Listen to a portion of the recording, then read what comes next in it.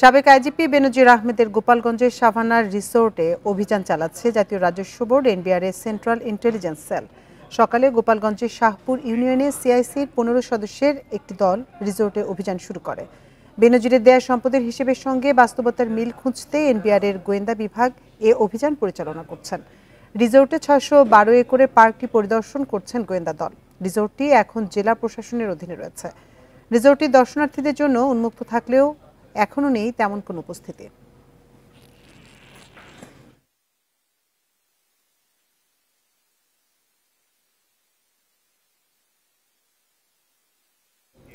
এ নিয়ে বিস্তারিত জানাতে আমাদের সাথে যোগ দিচ্ছেন সহকর্মী তৌহিদ রানা। রানা, অভিযানটি এখন কোন পর্যায়ে রয়েছে? তদন্ত দল তাদের কারো সাথে কোনো কথা বলতে পেরেছেন কিনা, কি জানিয়েছেন তারা? তদন্ত দল এরই মধ্যে পরিদর্শন শেষ করেছেন। পরিদর্শন শেষে তারা তাদের যে অফিসিয়াল কার্যক্রম, তারা কাগজপত্র যাচাই বাছাই এবং এই রিসোর্টটিতে বেনজির আহমেদের কত কোটি টাকা বিনিয়োগ আছে এবং তিনি কত কোটি টাকা কর ফাঁকি দিয়েছেন এবং তার যে অবৈধ সম্পদ, সেগুলির আসলে হিসেব নিকেশ এবং তারা যে প্রতিবেদন, সেই প্রতিবেদনগুলো তৈরি করছেন। আমার পেছনে যে একটি ঝর্ণা দেখতে পাচ্ছেন, এই ঝর্ণাকে কেন্দ্র করে কিন্তু কিছুটা কৌতূহল কিন্তু এখানকার স্থানীয় মানুষের মধ্যে রয়েছে। আমি সেটি একটু আপনাদেরকে, দর্শকদেরকে জানিয়ে দিতে চাই আপনাদের মাধ্যমে। এখানে সামনে যে সুন্দর এবং মনোরম একটি ঝর্ণা আপনারা যেটি দেখতে পাচ্ছেন, এটার সামনে কিন্তু একটা সুইমিং পুলও আছে।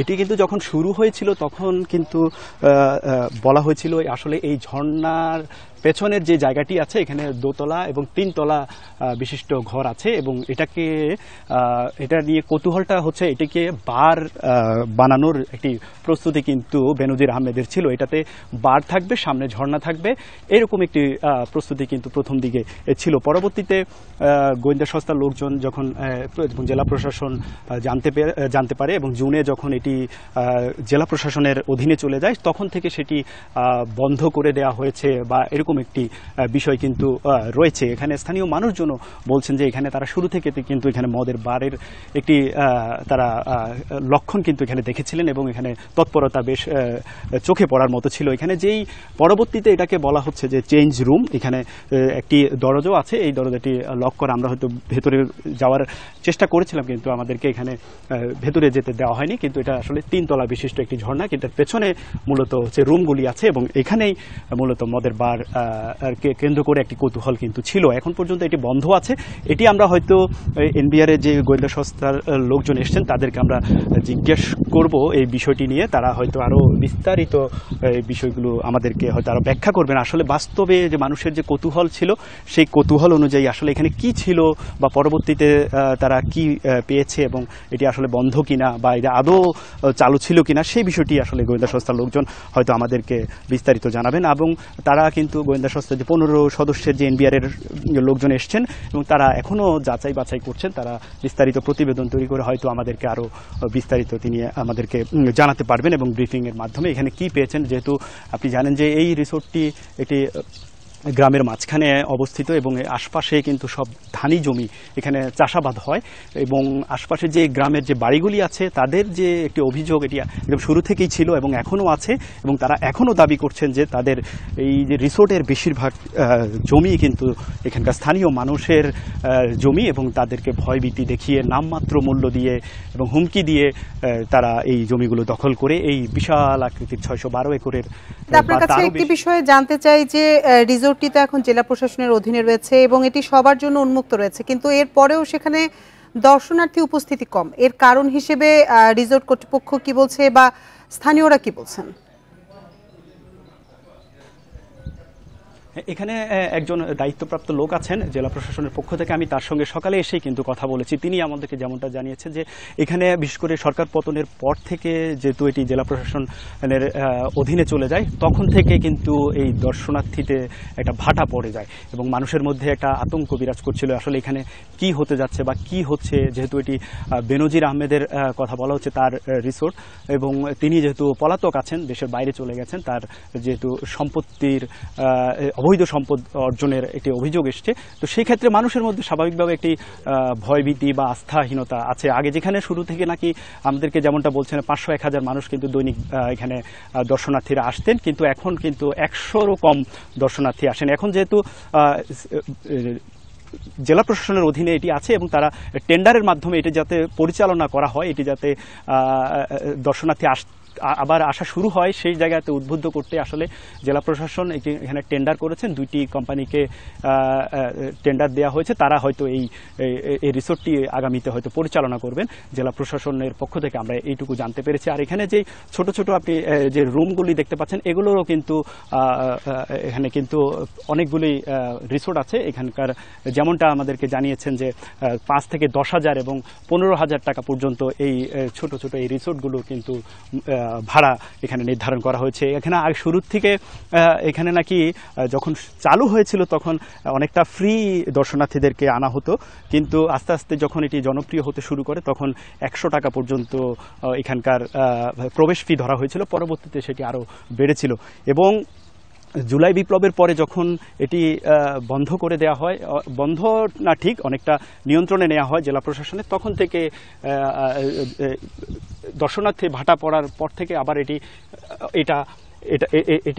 আবার দর্শনার্থীদেরকে টানতে এখানে যেহেতু বিনিয়োগ আছে, যদিও কত টাকা বিনিয়োগ হয়েছে এবং তার যে অর্থের উৎস সেটি যেহেতু খোঁজ খবর নিচ্ছেন প্রশাসনের লোকজন, তারপরেও এখানে যেহেতু একটি অবকাঠামো তৈরি হয়েছে, এখানকার স্থানীয় মানুষজনের বিনোদনের একটি জায়গা তৈরি হয়েছে, সেই জায়গা থেকে চিন্তা করে আসলে প্রশাসন এটিকে কন্টিনিউ করার চেষ্টা করছে এবং সেই জন্য এখানে ফিটা অনেকটা কমিয়ে আনা হয়েছে। আমরা যেটুকু জেনেছি এখন 50 থেকে 60 টাকা এই পরিমাণের একটি ফি নির্ধারণ করা হয়েছে, যাতে নামমাত্র মূল্যে মানুষজন এসে প্রবেশ করে এখানে পার্কে এবং শিশুরা যাতে পার্কে ঘোরাফেরা করতে পারে।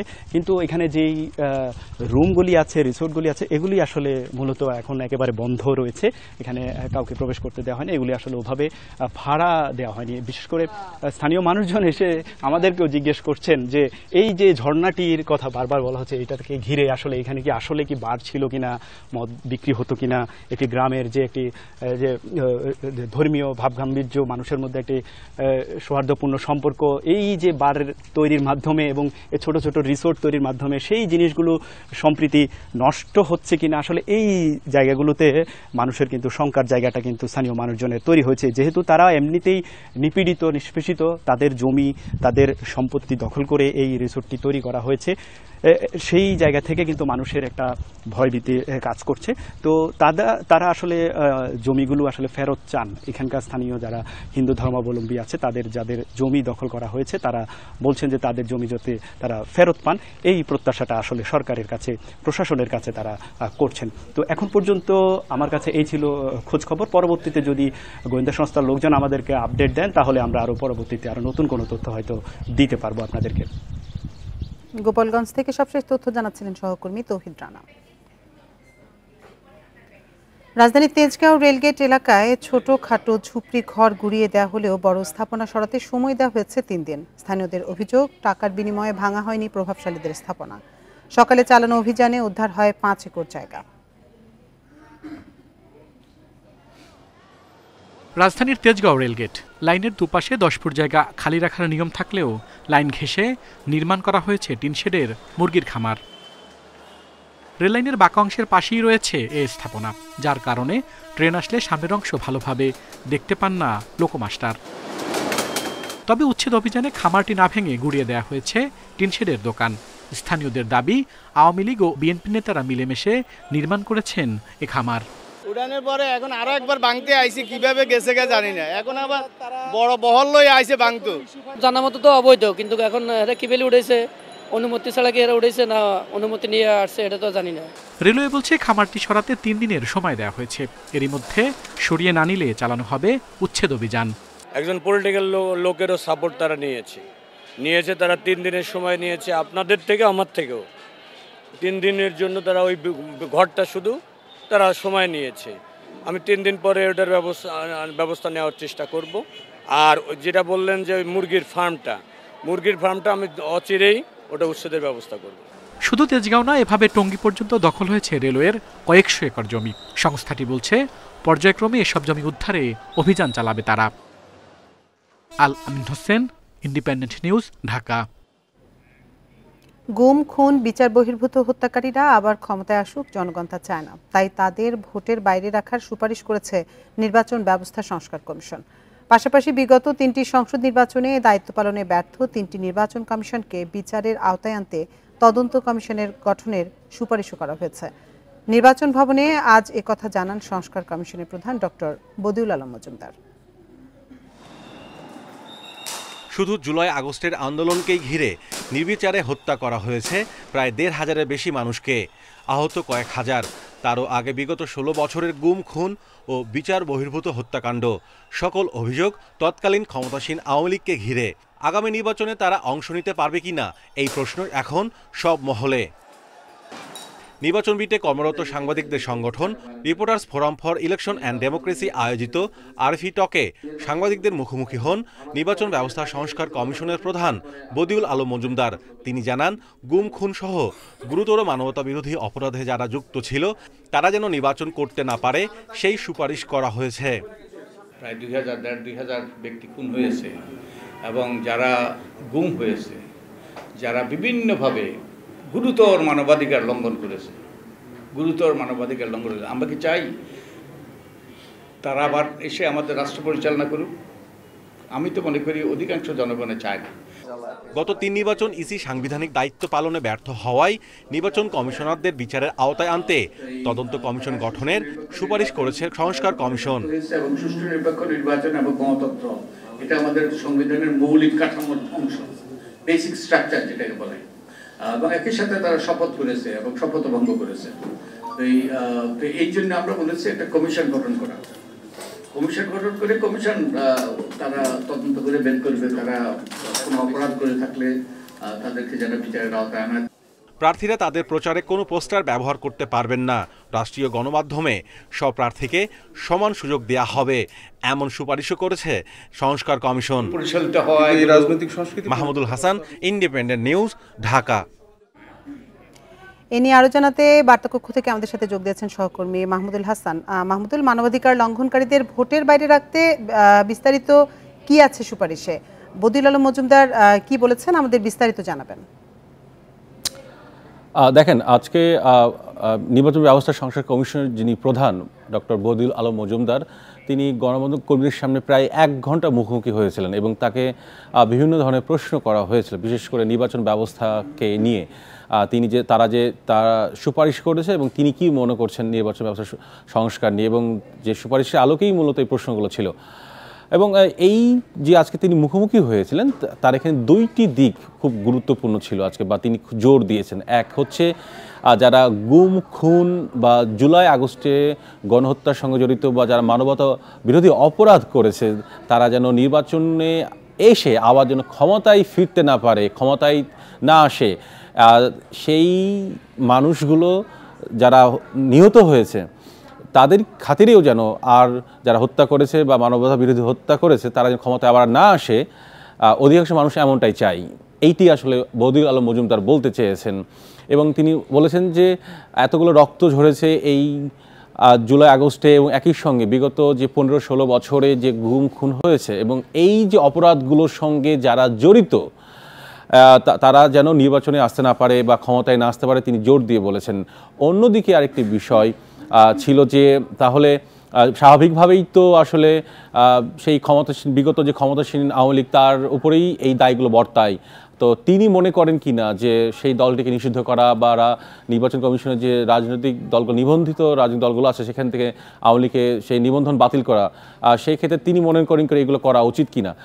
তিনি সেই প্রশ্নে যেটি বলেছেন যে এইটি আসলে নির্বাচন কমিশনের বিষয়, নির্বাচন কমিশনই দেখবে যে আসলে তাদের নিবন্ধন বাতিল করা উচিত কি উচিত কিনা। তবে তিনি ব্যক্তিগতভাবে তিনি এই বিষয়ে কোনো মন্তব্য করতে চান না যে সেই দলটিকে নিষিদ্ধ করা বা তার নিবন্ধন বাতিল করে দেওয়া।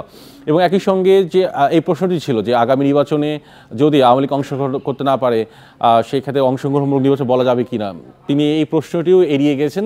তিনি যে বলেছেন যে আসলে তিনি এই বিষয়ে কোনো মন্তব্য করতে চান না। তবে তিনি খুব স্পষ্টভাবে যেটি বলতে চেয়েছেন যে আসলে জুলাই আগস্ট কিংবা বিগত সময়ে যারা মানবতা বিরোধী অপরাধের সঙ্গে যুক্ত, যারা গুম খুনের সঙ্গে যুক্ত, তারা যেন আবার পুনরায় ক্ষমতায় না আসতে পারে তিনি খুব স্পষ্টভাবে জানিয়েছেন। এবং সেটি অধিকাংশ মানুষ চায় বা দেশের অধিকাংশ মানুষ চায়, তিনি খুব স্পষ্টভাবে তিনি বলেছেন।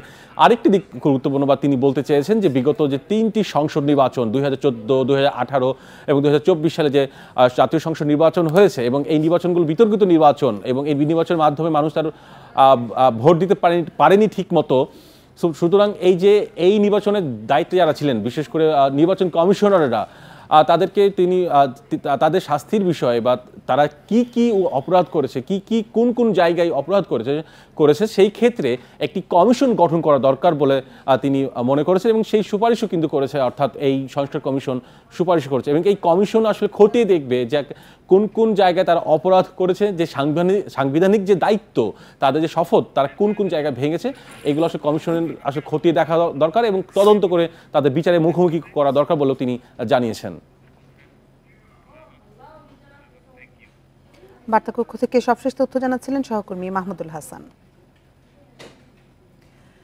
যে কোনো নির্বাচিত সরকার অনির্বাচিত সরকারের চেয়ে কার্যকর, এমন মন্তব্য করেছেন বিএনপি মহাসচিব মির্জা ফখরুল ইসলাম আলমগীর। দুপুরে জাতীয় প্রেস ক্লাবে তিনি বলেন, অতি বিপ্লবের মানসিকতায় নৈরাজ্য সৃষ্টি করা যাবে না। শহীদ রাষ্ট্রপতি ও বিএনপির প্রতিষ্ঠাতা জিয়াউর রহমানের 89তম জন্মবার্ষিকী ও জিয়া স্মৃতি পাঠাগারের দ্বাদশ প্রতিষ্ঠাবার্ষিকী উপলক্ষে এক আলোচনা সভায় একথা বলেন বিএনপি মহাসচিব।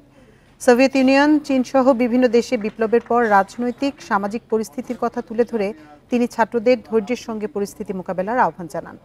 প্রশাসনে আবারও দুর্নীতি বেড়েছে দাবি করে তিনি বলেন, দুর্নীতি, চুরি, ব্যক্তিগত স্বার্থ ছাড়া আমলাদের মধ্যে আর কোনো চিন্তাভাবনা নেই। তিনি বলেন, নির্বাচিত সরকারের পক্ষেই পরিস্থিতি নিয়ন্ত্রণ সম্ভব।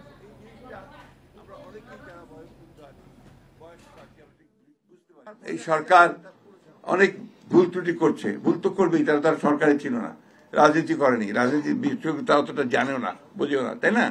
তো তাদেরকে তো সেই সময়টুকু সুযোগ দিতে হবে। প্রতিদিন আপনার এখন বার হচ্ছে আপনার মিছিল, দাবি দাওয়া সব বেড়ে গেছে। একদিন কোথায় ছিলে বাবা? তখন তো একটা কথা বলার সুযোগ, সাহসও পাও নাই। মার্কিন প্রেসিডেন্ট হিসেবে ডোনাল্ড ট্রাম্পের দায়িত্ব নেওয়ার প্রথম দিনে ঘটনাবহুল দিন পার করেছে যুক্তরাষ্ট্র। এদিন প্রায় 100 নির্বাহী আদেশে সই করেন নতুন প্রেসিডেন্ট। এর মধ্যে ক্যাপিটল হিল দাঙ্গায় জড়িতদের ক্ষমা, মেক্সিকো সীমান্তে জরুরি অবস্থা জারি, প্যারিস জলবায়ু চুক্তি ও বিশ্ব স্বাস্থ্য সংস্থা থেকে যুক্তরাষ্ট্রকে প্রত্যাহার অন্যতম।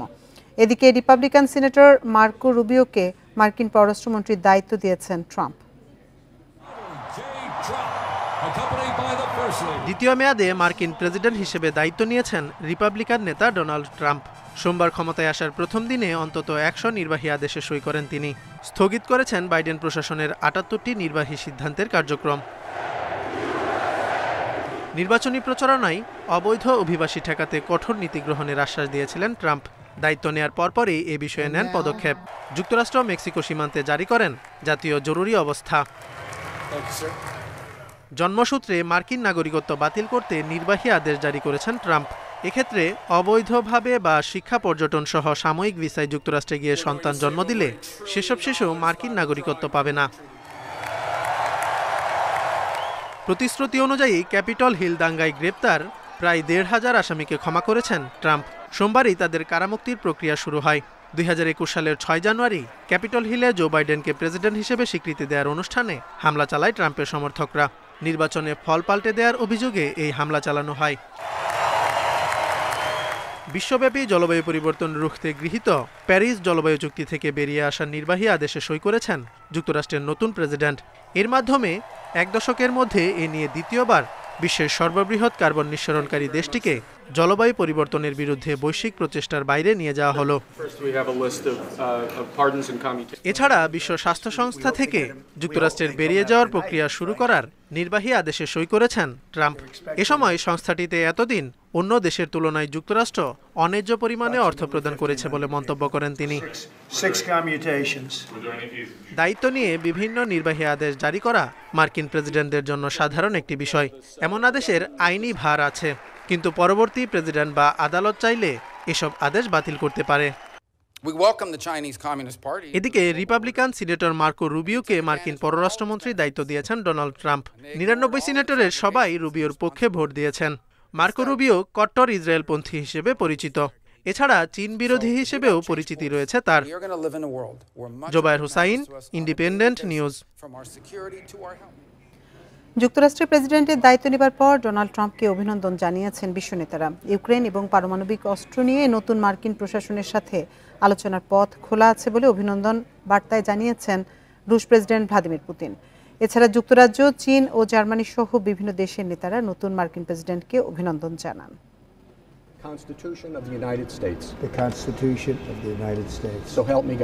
সোমবার যুক্তরাষ্ট্রের 47তম প্রেসিডেন্ট হিসেবে শপথ নিয়েছেন ডোনাল্ড ট্রাম্প। দ্বিতীয় মেয়াদে ক্ষমতায় আসা এই রিপাবলিকান এই নেতাকে অভিনন্দন জানিয়েছেন বিশ্ব নেতারা।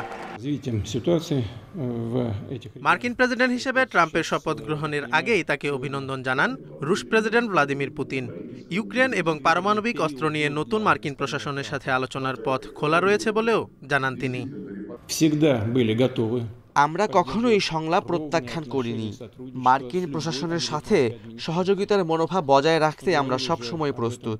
কৌশলগত স্থিতিশীলতা ও নিরাপত্তা জোরদার সহ বিশ্বের বিভিন্ন গুরুত্বপূর্ণ ইস্যুতে নতুন মার্কিন প্রশাসনের সাথে সংলাপের জন্য খোলা, বিশেষ করে ইউক্রেনীয় সংঘাতের বিষয়টি।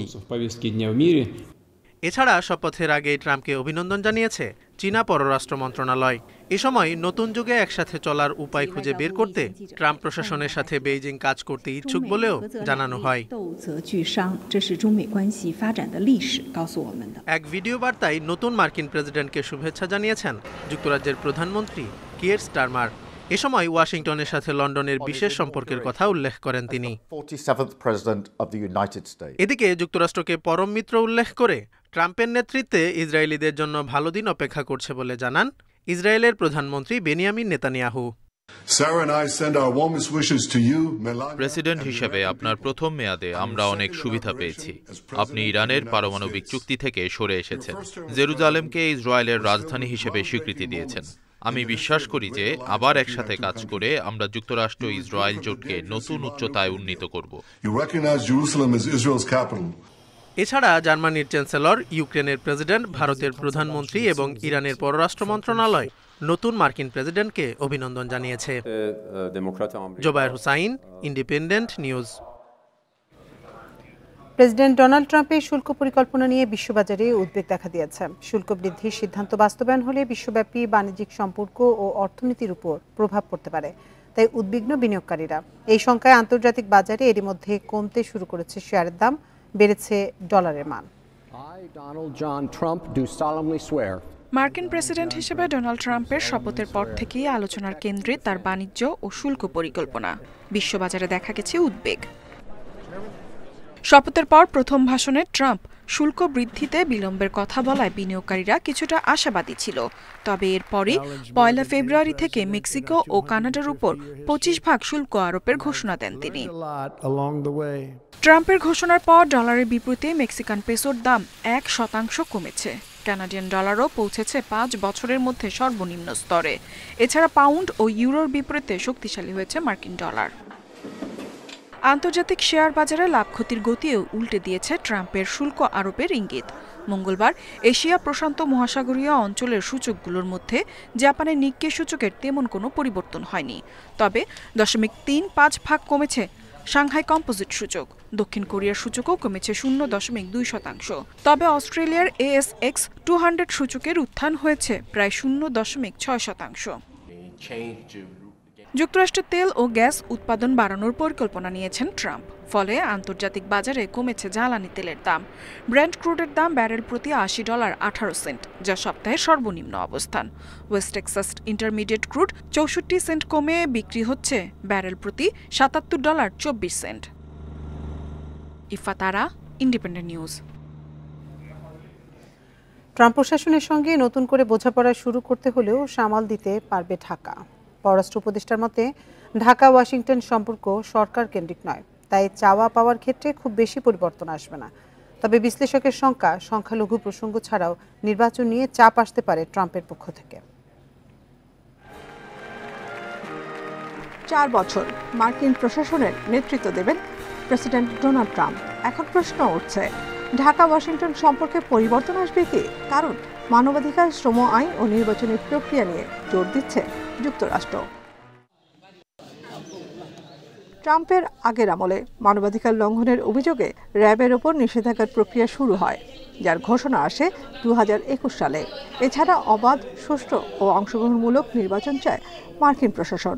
বিশ্লেষকেরা বলছেন, ট্রাম্পও সেই চাপ অব্যাহত রাখতে পারে। তবে পররাষ্ট্র উপদেষ্টা মনে করেন, দুই দেশের বোঝাপড়ায় ঘাটতি তৈরি হবে না। সংখ্যাগরিষ্ঠের ব্যাপারে তার বিশেষ অ্যাটেনশন থাকবে। এটা বরাবরই ছিল, এটা গত সরকার যখন ছিল তখনও, এবং ডোনাল্ড ট্রাম্প যখন ক্ষমতায় ছিলেন গতবার তখনও কিন্তু ছিল। সেই অ্যাটেনশনটা বাড়বে, কোনো সন্দেহ নেই। এবং একই সাথে আমি মনে করি বাংলাদেশে কত তাড়াতাড়ি নির্বাচন হয় সে ব্যাপারেও তার একটা বড় অ্যাটেনশন থাকবে। সম্পর্ক তো একটা বহমান জিনিস, এটাতে পারস্পরিক চাওয়া পাওয়ার হিসাবে একটু একটু পরিবর্তন সবসময়ই হয়। তো হবে, আমরা সেই অনুযায়ী তখন আমাদের যে পদক্ষেপ নেওয়ার সেই পদক্ষেপ নেব এবং আমরা নিতে পারবো বলে আমি বিশ্বাস করি। ব্যবসায়ী ট্রাম্পের চোখ থাকবে ভারতের বাজারের ওপর, তবে চীন নিয়ে ইতিবাচক নন তিনি। বিশ্লেষকের মতে সেই সুযোগটা নিতে পারে বাংলাদেশ। যদি চীনের উপর স্যাংশন হয় তাহলে চীন অনেক ধরনের পরিকল্পনা করবে, অনেক ধরনের ইনভেস্টমেন্ট বা তার যে ইন্ডাস্ট্রিয়াল কাঠামোটা আছে সেটা অন্য জায়গায় নিয়ে সরাতে চেষ্টা করবে, স্যাংশনটাকে বাইপাস করতে। সেখানে কিন্তু বাংলাদেশেরও একটা বড় লাভ হওয়ার আছে। এই জিনিসটা যদি বড় আকারে হোমওয়ার্ক না করা হয় তখন দেখা যাবে যে ভিয়েতনাম বা অন্য দেশগুলো হয়তো সেই অ্যাডভান্টেজটা নিয়ে নেবে। বিশ্লেষকের মতে ট্রাম্পের শাসন আমলে কূটনীতি খুব জটিল হবে, তাই ঢাকাকে যোগাযোগ বাড়াতে হবে। নাফিজাতুল্লাহ, ইন্ডিপেন্ডেন্ট নিউজ, ঢাকা। দেখছেন বিরতিহীন সংবাদ দুপুর। সংবাদে অন্যান্য খবরের সঙ্গে আরো থাকছে। মার্চের মধ্যে 26 জেলায় ডিসি পদে রদবদল হচ্ছে, বঞ্চিতদের সুযোগ দেওয়া হবে বলছে মন্ত্রণালয়।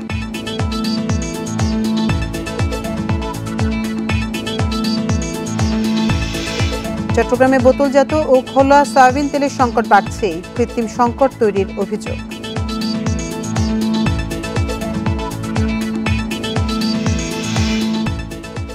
বিশ্ব অর্থনৈতিক ফোরাম WEF এর বার্ষিক বৈঠকে যোগ দিতে 4 দিনের সরকারি সফরে সুইজারল্যান্ডের পথে প্রধান উপদেষ্টা অধ্যাপক মোহাম্মদ ইউনূস। সোমবার রাত 1টায় সফর সঙ্গীতে নিয়ে শাহজালাল আন্তর্জাতিক বিমানবন্দর থেকে রওনা হন তিনি। সফরে জার্মান চ্যান্সেলর ওলাফ গোলস, ফিনল্যান্ডের প্রেসিডেন্ট আলেকজান্ডার স্টাব, বেলজিয়ামের রাজা ফিলিপ এবং থাই প্রধানমন্ত্রী পাইংট্রান সিনাওয়াত্রার সাথে দ্বিপাক্ষিক আলোচনা হতে পারে তার। এছাড়া ইউরোপীয় কেন্দ্রীয় ব্যাংকের প্রেসিডেন্ট ক্রিস্টিন লাগার্ড, অ্যামনেস্টি ইন্টারন্যাশনালের সেক্রেটারি জেনারেল এবং বিশ্ব বাণিজ্য সংস্থার মহাপরিচালকের সাথেও বৈঠক করবেন অধ্যাপক ইউনূস।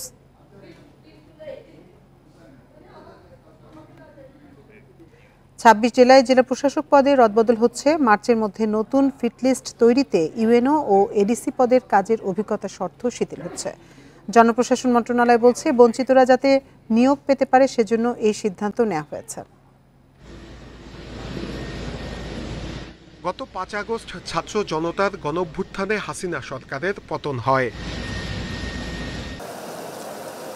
এরপর 64টি জেলায় ডিসি পদে আনা হয় পরিবর্তন, কিন্তু সেখানে পতিত আওয়ামী লীগ সরকারের সুবিধাভোগী অনেকে জায়গা পায় বলে অভিযোগ উঠে। এ অবস্থায় নতুন করে ডিসি নিয়োগের ফিটলিস্ট তৈরি হচ্ছে। বর্তমানে জেলা প্রশাসক পদে 24 ব্যাচের 26 জন, 25 ব্যাচের 26 জন আর 27 ব্যাচের 12 জন কর্মরত আছেন। 24 ব্যাচের কর্মকর্তাদের যুগ্ম সচিব পদে পদোন্নতির ফিটলিস্ট হচ্ছে। ফলে এই ব্যাচের সবাইকে মার্চের মধ্যে সরিয়ে নেয়ার পরিকল্পনা জনপ্রশাসন মন্ত্রণালয়ের। এসব জেলায় ডিসি পদে নিয়োগের জন্য 25, 27 এবং 28 ব্যাচের কর্মকর্তাদের ফিটলিস্ট করা হচ্ছে। প্রশাসনের ভূমিকাটা আমাদের রাষ্ট্রের জন্য অত্যন্ত গুরুত্বপূর্ণ এবং আমাদের উচিত হবে মাঠ পর্যায়ে যাতে কর্মকর্তারা সঠিকভাবে কাজ পরিচালনা করতে পারে সেই ধরনের একটা কর্ম পরিবেশ সৃষ্টি করা। এটা আমাদের এই প্রশাসন থেকে শুরু করে জনগণ পর্যন্ত প্রত্যেকের কিন্তু একটি দায়িত্ব রয়েছে বলে আমরা মনে করি। প্রশাসন ক্যাডারের কর্মকর্তারা উপজেলা নির্বাহী কর্মকর্তা ও অতিরিক্ত জেলা প্রশাসক পদে কাজ না করলে ডিসি হতে পারবেন।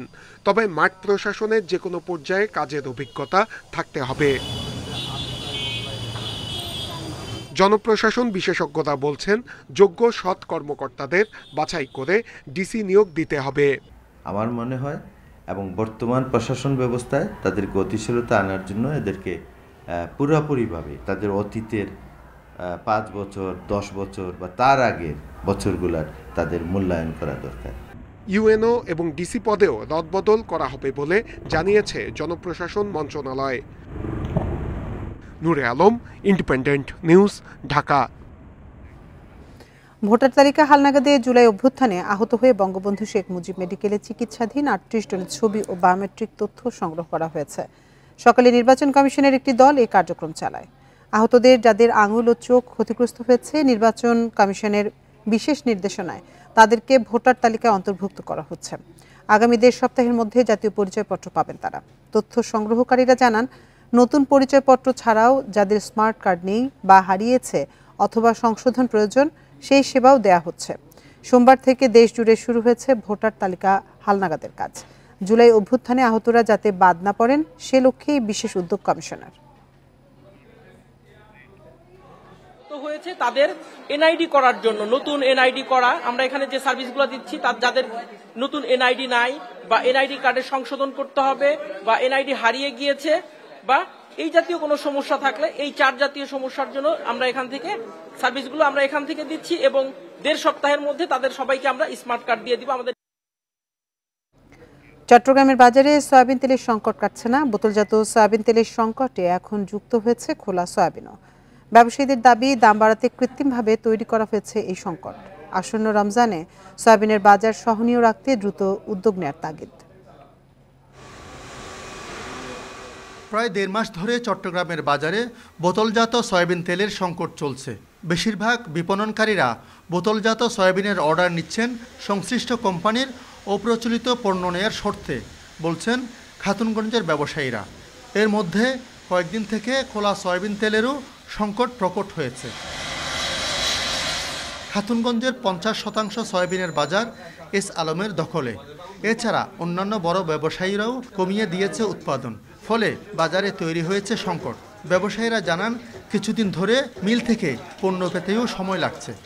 ওরা বলতেছে ওদের কাছে আসতেছে না, তখন যা মার্কেটে যা আছে তা দেখছি আমাদেরকে। দোকানে না রেখে রাখে, ঘরে রেখে এটা সঙ্গে সৃষ্টির দাম বাড়ায়। এই সংকট যাতে রমজানে না পড়ে সেজন্য এখনই সরকারকে উদ্যোগ নেয়ার তাগিদ ব্যবসায়ীদের। আগে বড় আকারের প্রায় 40 থেকে 50% ভোজ্য তেল সরবরাহ করতেন, তারা কিন্তু আগের মতো সেই সরবরাহটি ঠিকভাবে দিতে পারছেন না। সেক্ষেত্রে বিকল্প বাজার হিসেবে আমাদের অবশ্যই এখনই প্রস্তুতি গ্রহণ করতে হবে। বাজারে তেলের এই সংকটকে পুঁজি করে কিছু অসাধু ব্যবসায়ী লিটারে 4 থেকে 5 টাকা দাম বাড়িয়ে দিচ্ছে বলেও অভিযোগ রয়েছে। আলমগীর সবুজ, ইন্ডিপেন্ডেন্ট নিউজ, চট্টগ্রাম। বিশ্বকাপ জয়ী আর্জেন্টাইন ফুটবল তারকা লিওনেল মেসির বিশাল আকারের প্রতিকৃতি এঁকেছেন খুলনা সরকারি ব্রজলাল কলেজের ছাত্র উন্নয়ন মণ্ডল। 17 ফুট চওড়া ও 20 ফুট লম্বা এই প্রতিকৃতি বাংলাদেশে মেসির উপর আঁকা সবচেয়ে বড় ছবি বলে দাবি নয়নের। গিনেস বুক অব রেকর্ডে নাম ওঠার আশাও চিত্রশিল্পীর।